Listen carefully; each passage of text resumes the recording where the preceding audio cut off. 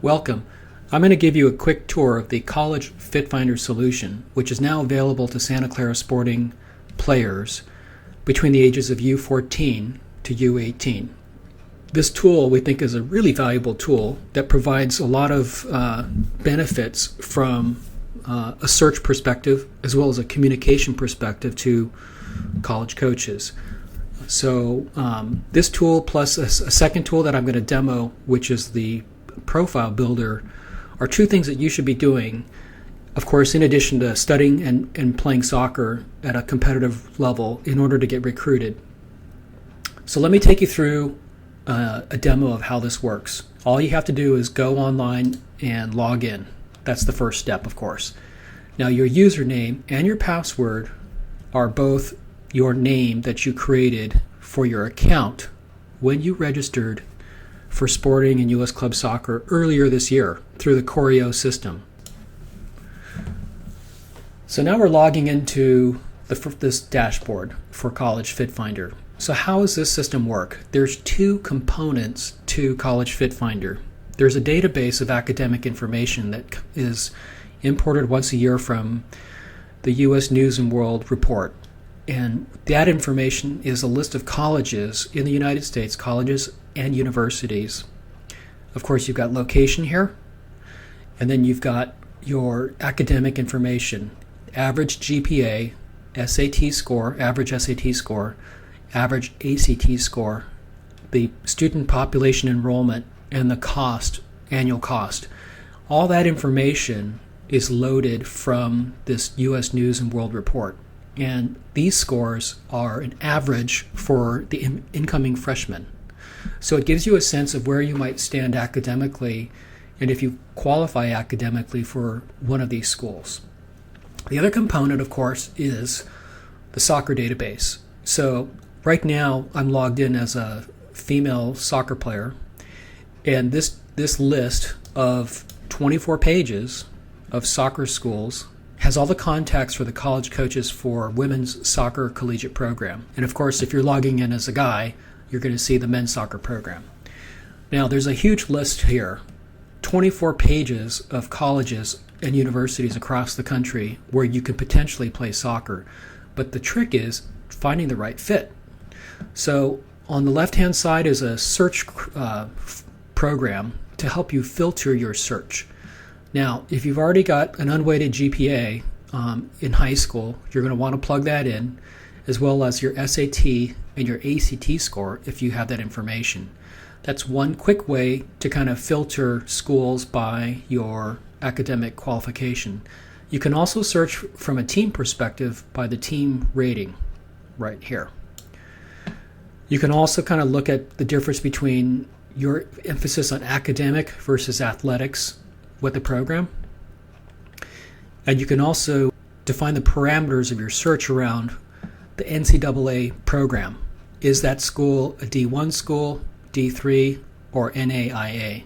So there's a lot of different ways already that you can use to filter your search, because what you're going to want to do is build a list of, let's say, 6 to 8 colleges that are on your target range.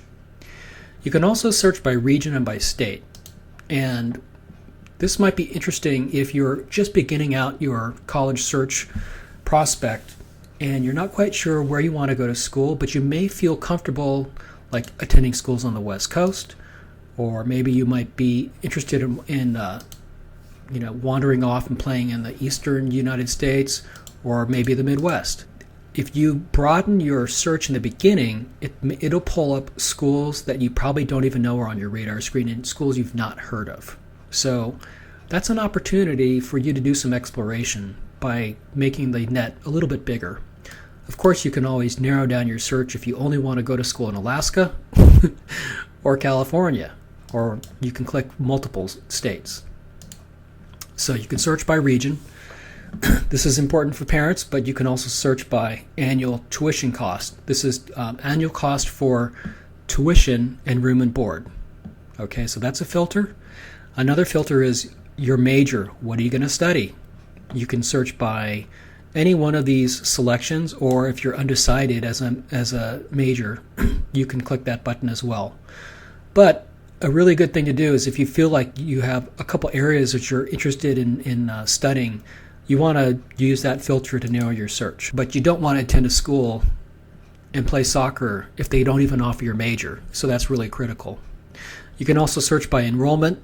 If you feel like you want to go to a small to medium-sized school and you feel like you want to attend schools where there's a smaller class size or really large universities. And then you can search by public and private institutions, campus setting, if you're comfortable, if you want to go to school in an urban downtown city location versus suburban or rural, you can choose campus setting, and then religious affiliation if that's of interest. And really use this selection process to filter out the schools that you want to attend. What you want to do first is actually build your list of colleges. So if I click on the My College tab here, I don't have a school yet, but I'm going to show you how to populate it. It's very easy. For this demo, I'm going to use Cal Poly San Luis Obispo. So when you've found the school in the search, click the plus or like button. That's going to add the school to your list of colleges. So when I go now to click on the My College tab, you're going to see that Cal Poly is in my list of colleges. You're going to want to create about 6 or 10 schools in this list. If you click the info button here, it's going to pull up a lot of information in detail about the school. What majors do they offer? When's the application deadline each year? Here's the location, the suburban campus setting information versus rural as far as location goes. And then, of course, in-state and out-of-state tuition, room and board, all the stuff that parents need to know if they're going to help fund your college education. It's also got school ranking, enrollment size, a lot of great detailed information. And of course, this is the academic information. That is the average academic information for incoming freshmen. You have a list of links to the academic website if you want to explore the school website and their athletic website. And I'm going to show you what you need to do on the athletic website to try to get some info on determining if there's an opportunity for you at that school and if it's a good fit. Of course, you've got links for and information for the coaching staff. In this case, it's Alex. He's the head coach. Here's his office number. And then if you click on this, you can copy his email address. You're going to want to do that when you communicate to Alex. And I'll show you how to record the communication. But let's take a moment to go back to the school website for the soccer team, and I'll show you a couple tricks that you should do to examine if this is a good fit for you. Okay, so let's go to women's soccer. Click on the roster. You'll want to go to the soccer team website and look at the roster. There's a couple things you want to look for. One, the size of the roster. How many kids are on the team competing for that starting 11? And you're going to want to look at the graduation year when you're going to be an incoming freshman and how many players are graduating during that year and what positions are graduating. Because the coach for the Cal Poly team is looking for players to fill the hole. So whether they're graduating a goalie or midfielders or forwards, you're going to want to find that information out, because if they don't have a spot to fill, they're probably not going to be searching for a player. You might be the best goalie in the United States, but if they don't have a goalie spot, they're probably not going to be interested in recruiting you. So it doesn't mean you're not a good player, it just means that's not filling their need. You can also look at each individual player, look at where did they play high school, look at what club team they played for, and look at their soccer biography. Were they in the ODP program? Now you're going to look at the roster and the quality of the player, but you also want to find out if they're playing. Now this isn't going to show you everything or tell you everything, but if you click on statistics for the soccer program, it's going to pull up the stats, and they actually aggregate this throughout the season. So as of October 20th, here's all the players on the team that are playing and how much playing time they're getting. Now, it's not going to give you a full examination of, everything that you want to know, because a player could be injured and that might be a reason why she's not playing.